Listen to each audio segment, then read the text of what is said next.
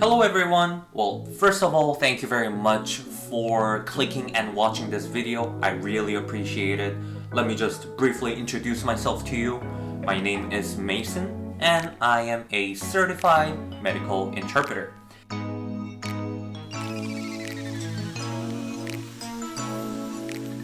In this video, I am going to talk about the NBCMI, the National Board of Certifications for Medical Interpreters.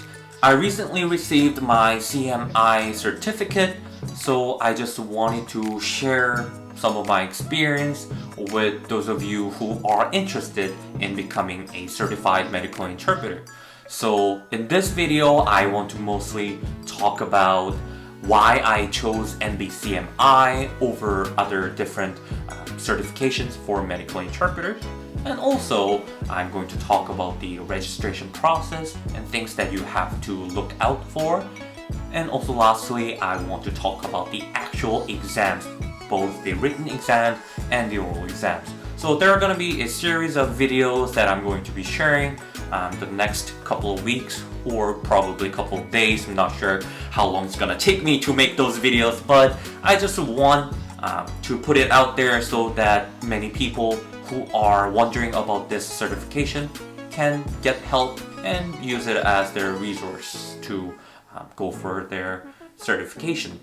So now I'm just going on my laptop to explain why I chose NBCMI. I hope this is helpful. So what you see right now on the screen is the website for NBCMI, the National Board of Certification for Medical Interpreters. So before we get to anything, I think I should talk about why I chose NBCMI first. So as an interpreter who is located in Canada, some of you might wonder, what's the point of getting NBCMI, like CMI credential? For me, there are a couple of different reasons. So first one, for those of you who are in Canada and who is interested in being certified, getting certified in Canada, yes, there is this website, this organization you could check out. It's called CTTIC, Canadian Translator, Terminologist and Interpreters Council. And as you can see, there are different membership, like members of organization. So this is not like an individual. We are talking about a province that is a member of this organization. So there are 7 different provinces that you will be able to join. For me, I am currently located in Vancouver, BC. So it was Society of Translator and Interpreters of British Columbia, STIBC. So I definitely did check that. If you click on that, you will end up in this their website, and you can have a look. But bottom line is, in order to be certified as a medical interpreter in BC, in Canada, there are things that you have to do. But the first thing you would have to do is that you have to become a member. So you actually have to have the membership before you get certified. Process of being certified, let's just talk about that. It's not actually that difficult. You just have to pass the exam. And also you have to have some sort of experience, I think. So here, if you're not a member of STIBC, click here to join. So if you do that, it will let you apply for this, with this application for becoming an associate member. So don't have much problem with this. List your experience as an interpreter. If you don't have experience, you might add things like your volunteer experience as an interpreter, things like that in your resume. And if you have any education related to that, you will put stuff like that and reference letter. It's just they do require you to be either a Canadian citizen or at least a permanent resident who is residing in BC. And although I have been living here for a very long time now, I am actually not a permanent resident yet. So this is not an option for me. That was the biggest reason. Another reason is mostly, I work as a remote interpreter, over the phone interpreter. I work as a trainer as well, but everything is remote. And all my employers' jobs are mostly from the States.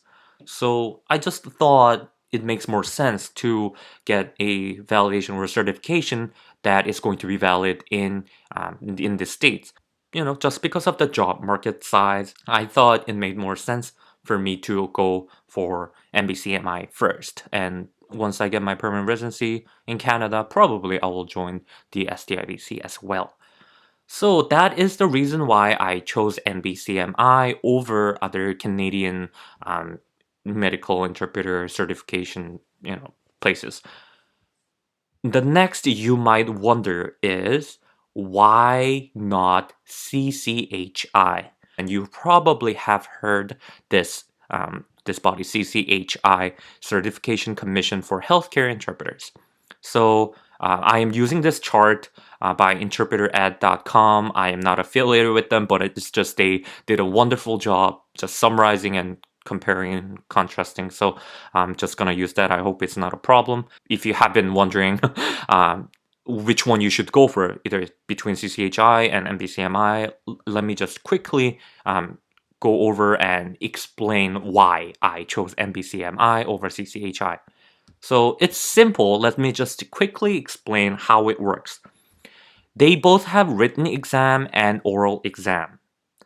Written exam, it really doesn't matter which language you speak. It's all going to be in English, and they are going to be asking many questions about medical related knowledge, and also your interpreter code of ethics, your standard, like things like that.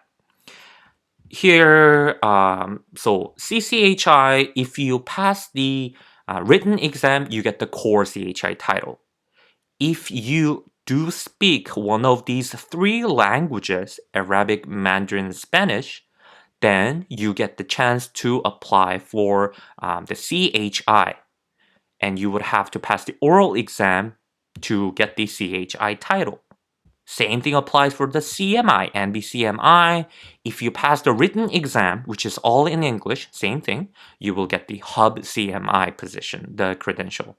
If you speak one of these 6 languages, Cantonese, Korean, Mandarin, Russian, Spanish, and Vietnamese, if you speak one of these languages, you get to write an oral exam.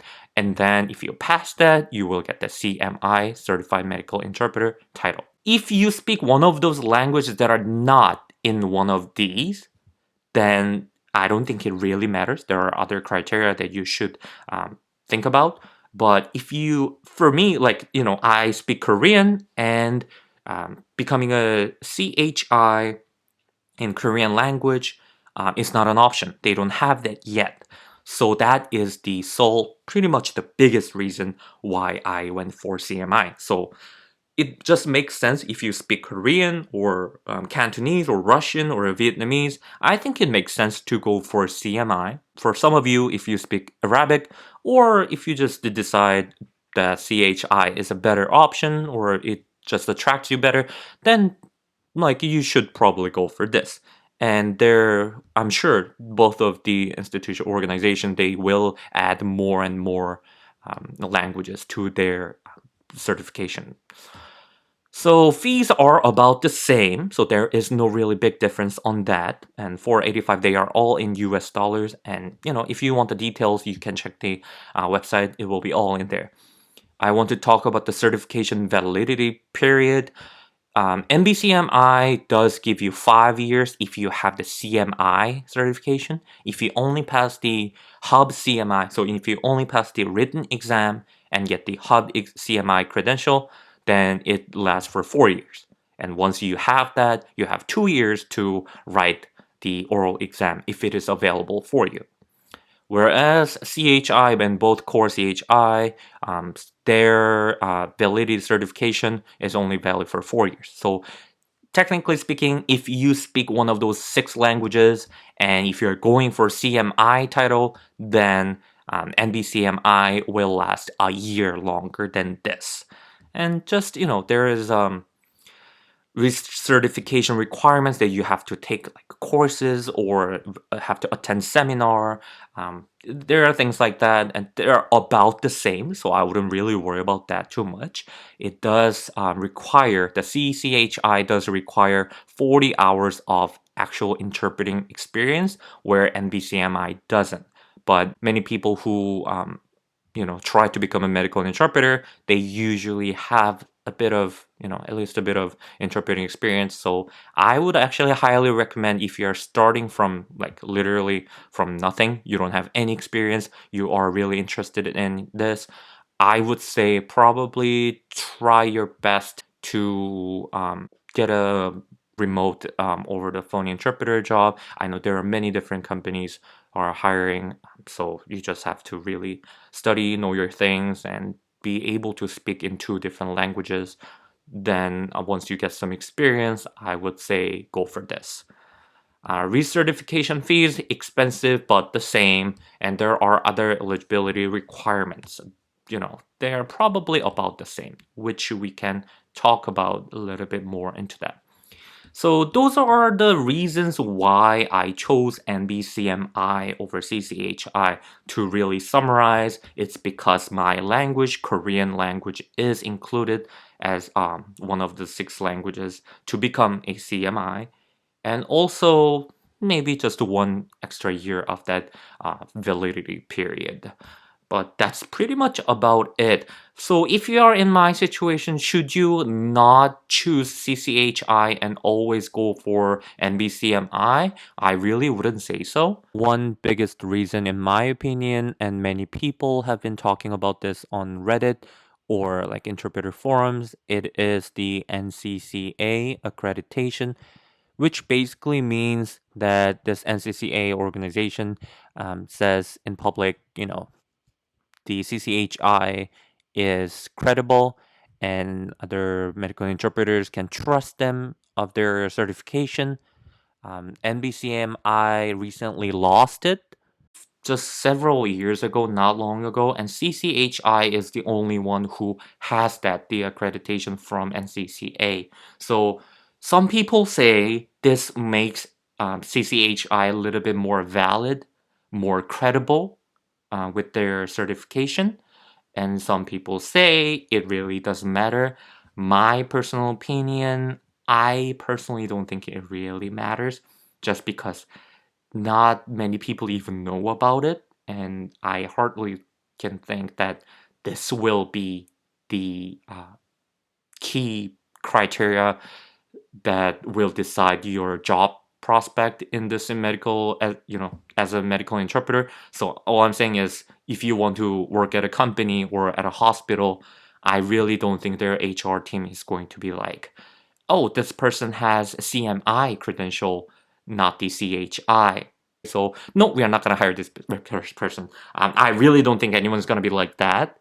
So that's really not much of a concern for me. And also, I guess not really reason to choose CCHI, but it could be actually the other way around. One key difference, is that they include simultaneous interpreting in their oral exam, which NBCMI doesn't. So you will not need to prepare for simultaneous interpreting for CMI, but for CHI you do. I actually do not know how exactly it is like and how hard it is, but that's something that you should look into. Also in NBCMI, there are site translations. I hope you know what site translations are, and from my own experience, I will talk about this in a bit, but it was tough. So that is pretty much it for the reason why I chose NBCMI over other different certifications.